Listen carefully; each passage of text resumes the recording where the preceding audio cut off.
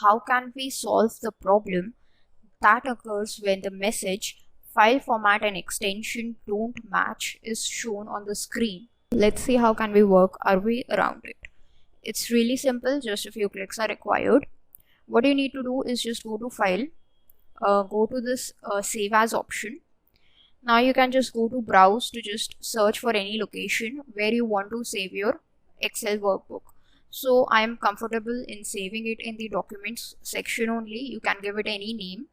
But the main thing is that in this save as type option, instead of Excel workbook, you have to select something else. So let's just click on this drop down, and there are these different options that you can select. So from this you have to search for this Excel macro enabled workbook. So let's just see.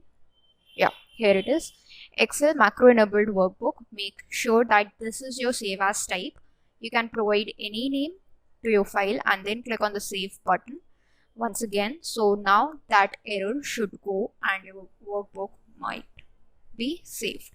So that's all for this video. Thanks for watching.